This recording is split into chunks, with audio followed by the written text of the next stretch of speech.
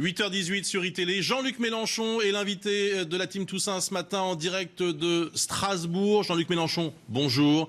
Merci beaucoup d'être avec nous en direct ce matin pour commenter évidemment les derniers événements, la crise grecque. Alors, je crois que je vais vous énerver dès la première question, mais je vous la pose quand même directement. Alexis Tsipras est arrivé les mains vides hier à Bruxelles.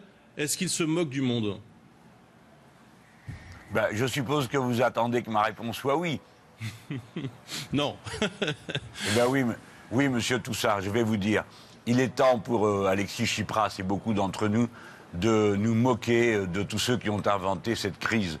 Car la vérité, c'est que les 10 derniers jours, Tsipras a été, en quelque sorte, et son gouvernement, l'objet d'une tentative de coup d'État. La BCE a fermé progressivement les liquidités, pendant que l'Eurogroupe faisait une proposition totalement inacceptable. Écoutez, c'est le prix Nobel, M. Krugman, qui le dit, alors ce n'est pas ce pauvre Mélenchon, mais il est tout à fait clair que quand on propose à un pays qui est en faillite 15 milliards qu'on verse par tranche tous les mois, dans l'unique but de rembourser les créanciers eux-mêmes et qu'il n'y a pas un euro pour les Grecs, on comprend bien que c'est une provocation. Qui plus est, la crise a été déclenchée pour 1,5 milliard d'euros, que la Grèce devait au FMI et qu'elle n'a pas, tandis qu'il y a 1,9 milliard d'euros qui appartiennent à la Grèce dans les caisses de la Banque Centrale Européenne. Donc il suffisait d'un jeu d'écriture pour qu'il n'y ait pas de crise. Ça a été provoqué de propos délibérés, avec le but de faire tomber le gouvernement de Tsipras, qui a trouvé la bonne réplique, faire intervenir le peuple grec. Et maintenant, ce sont toutes ces belles personnes qui doivent trouver une solution, pas nous, c'est eux. Parce que s'ils mettent la Grèce en banqueroute, alors il faudra que les autres traités, les autres mécanismes de garantie fonctionnent. C'est-à-dire que les Français devront payer presque 50 milliards d'euros et les Allemands plus de 60 milliards d'euros. Tout ça est absurde. Le moment est donc venu d'aller un petit peu dans le sens de ce qu'a dit Manuel Valls hier. Il n'y a pas de sujet tabou, hein. Il faut maintenant aborder la question du rééchelonnement de la dette grecque, peut-être sa disparition, vous savez. En rééchelonnant, on fait disparaître une dette comme on veut. Et donner la possibilité aux Grecs de respirer, parce que cette violence-là n'est pas supportable. Mais vous savez, ceux qui aujourd'hui sont dans la mouise, certes ce sont les Grecs, mais ils ont l'habitude. Mais maintenant, c'est toute l'Europe. Alors il va bien falloir trouver une solution raisonnable.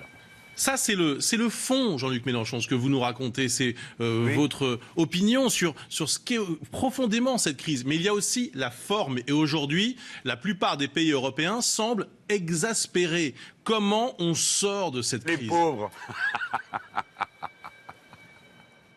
Mais j'espère bien qu'ils sont exaspérés. C'est fait pour ça.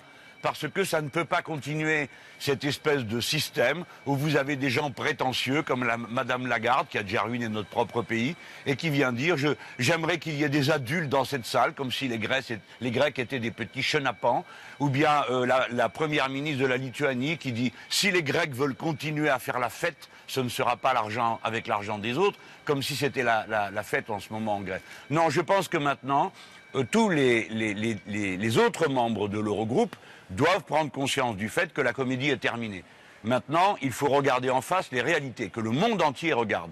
Quand les Chinois, les Américains, les Russes disent aux Européens maintenant, ça suffit de provoquer des crises pareilles pour des sommes aussi dérisoires, car ce sont des sommes dérisoires à l'égard de la richesse produite par l'Europe, il faut qu'on les entende. De la même manière, les dettes souveraines en Europe, comme je vous l'ai déjà dit 100 fois, ne sont pas payables. Et aujourd'hui, c'est le FMI lui-même qui dit que cette dette n'est pas payable par la Grèce. Donc il faut faire une conférence européenne de la dette souveraine pour voir comment on règle techniquement cette affaire. Vous savez, monsieur Toussaint, 80% de la dette grecque, 80%, ce sont des jeux d'écriture, puisque la somme est soit dans la caisse du mécanisme européen de stabilité financière, soit à la BCE, c'est-à-dire à des organismes européens. Donc on passe les chiffres d'une caisse à l'autre sans aucune difficulté. Et à la fin, personne ne doit rien à personne en réalité. Tout ça, c'est une accumulation de signes monétaires dans des écrans d'ordinateur. Donc maintenant, oui, la rigolade est terminée. Et il est temps que l'Eurogroupe cesse d'agiter des farceurs comme les Lituaniens et les autres qui font les scrogneux en disant « Ah ben nous avons été sérieux, les autres doivent l'être ». Personne ne croit une seule seconde que leur parole est libre. Si un seul d'entre eux s'avisait de critiquer ce qui se passe en Grèce, aussitôt ses taux d'intérêt augmenteraient. Ils ne sont pas libres, ils sont tenus à la gorge.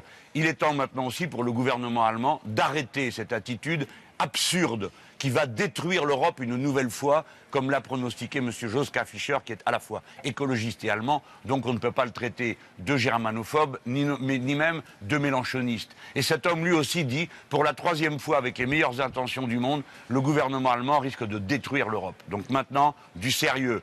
Il faut discuter en évitant d'essayer d'humilier la Grèce, tout simplement parce que ça ne sert à rien. À vous entendre, il n'y aura pas de nouvelles propositions de M. Tsipras aujourd'hui, comme on le dit, ou demain. C'est le bras de fer qui va continuer. Mais est-ce que vous êtes sûr de gagner ? Mais d'abord, moi je ne sais pas, je ne suis pas le porte-parole du gouvernement grec. Le gouvernement grec fait à intervalles réguliers des propositions extrêmement intéressantes que l'Eurogroupe rejette. Je vais vous en donner un exemple. Tsipras a proposé, pour remplir les caisses de l'État, au lieu de couper certaines dépenses qui sont considérées comme vitales, n'est-ce pas, il a proposé d'augmenter les tranches d'impôts des plus riches. Bon, l'Eurogroupe a refusé. Il a proposé que les armateurs et tous ceux qui ont un chiffre d'affaires au-dessus d'un certain niveau voient une pression fiscale momentanée un peu renforcée. L'Eurogroupe a refusé parce que tout ça est censé casser la croissance. Par contre, supprimer des dépenses de santé, par contre, rallonger l'âge de la retraite, ça c'est considéré comme très bon. C'est absurde, parce que le principal moteur de l'économie de nos différents pays en Europe, c'est la croissance interne, c'est-à-dire la consommation populaire. Donc on devrait plutôt se préoccuper de savoir de quel côté tourner la consommation populaire pour qu'elle soit écologiquement supportable, avec toutes les créations nouvelles de procès de production, etc. Voilà, ça serait intelligent. Mais ce machin de petit comptable pour favoriser les retraités allemands par capitalisation, ça ne vaut pas un clou. Et il est temps que ça se termine. Madame Merkel, Monsieur Schauble sont en train de tuer l'Europe. Et tous ceux qui les suivent ont tort. Alors, vous avez un allié dans cette affaire, c'est François Hollande, qui quand même est extrêmement modéré par rapport aux Allemands notamment. Il veut absolument trouver une solution. Qu'est-ce que vous lui dites ce matin merci François. Bravo. Je lui dis bravo, il faut continuer. François Hollande a mis beaucoup de temps à comprendre le sérieux de la situation. Pourtant, je suis allé, si vous en souvenez, il y a 2 mois. Ouais. Lorsque Tsipras, qu'est-ce que je dis maintenant, 5 mois, lorsque Tsipras est arrivé, a été élu, n'est-ce pas, Premier ministre, je suis allé le voir pratiquement tout de suite, pour dire voilà comment je vois les choses, voilà ce que je sais. Vous savez, beaucoup d'observateurs, de commentateurs, d'analystes politiques en Europe n'ont à peu près rien suivi de ce qui se passait dans l'autre gauche mondiale. Je pense à tout ce qui s'est passé en Amérique latine, qu'ils ont considéré comme du folklore, d'indigènes folkloriques.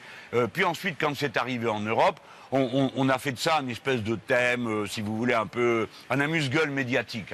Tsipras, Syriza, Podemos, sans étudier avec sérieux ce que ça contient. Je suis donc allé expliquer au président de la République ce qui était réellement en jeu du point de vue d'une autre, de l'autre gauche, et du risque qu'il y avait à laisser les Allemands faire ce qu'ils veulent en Europe, parce que ça tournerait mal et que Alexis Tsipras ne se laisserait pas impressionner. Voyez-vous, il y a 10 jours, ils ont cru qu'il allait céder. C'est pour ça que tout ça a tourné comme ça. Ils ont même tellement cru qu'à certains moments, ils répandaient la nouvelle que le référendum était annulé, que le gouvernement allait appeler à voter oui, et je ne sais quelle fadaise. Ils n'ont pas pris la mesure de la situation.